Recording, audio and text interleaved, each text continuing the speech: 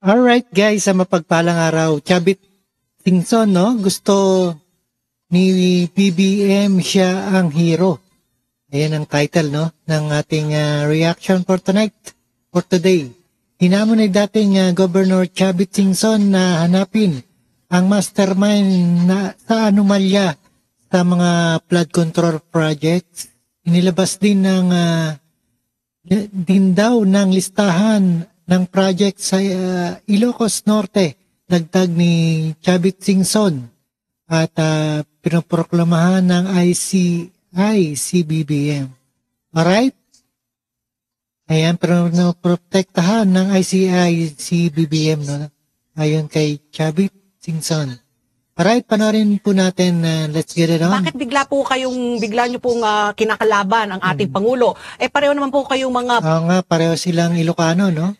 Chavit saka si BBM. At ang Ilocano. Ano po nangyari? Bakit kayo nagka-falling out? Bakit kayo nagkaroon ng tampuhan? Kayo na po magkwento. It's complicated ho ba? O paano? Ano ba yung nangyari sa love story po ninyo? Pala ito, hindi na kami maghalikan. Bakit naman po? Bakit po? Buti si Manny Pacquiao, naghalikan na kami. Naghalika, oo nga. Parang hirap. Naghalikan na kami lahat. Ito mo talaga nakita niyong never? Never say never. Bakit po? Kaya nga, ano naging ugat? Ang ginawa ngayon, ang corruption na issue ngayon, ito lang pinakamalaki. Corruption pala ang issue, no? Kaya sila, nag-away, no? Parang sistematikong sinadya. Mula pag-upo niya, inumpisa na nila hanggang 3 taon lang 500 mahigit na bilyon ang binigay sa flood control lang. Pero trillion lang. Almost lahat ng departamento may grabe corruption. Almost lahat. So, ito lang, flood control, doon mo na makikita. Kaya marami lang puputok na yan noon, kaya nilaglag na yung mga kasama niya. Sino mga kasamaan po niya? Do you recall yung zona? Sinabi, mahiya naman kayo. Opo. May magsasabi na kasi hindi na mapigil sa dami ng project. Because they claim to have 9,800 projects. Sumisigaw na yung mga ibang probinsya. Inunahan niya. Gusto niya siya pang hero. Pero lahat yan, walang mangyayari yan kundi naprubahan. Ang GAA or yung National Expenditure, walang lalabas yan kundi niya i-review muna. Aprubahan niya. Opo. So, nung i-review niya, tinanggalan lang niya ng yung 500 billion, tinanggalan niya ng 29 billion.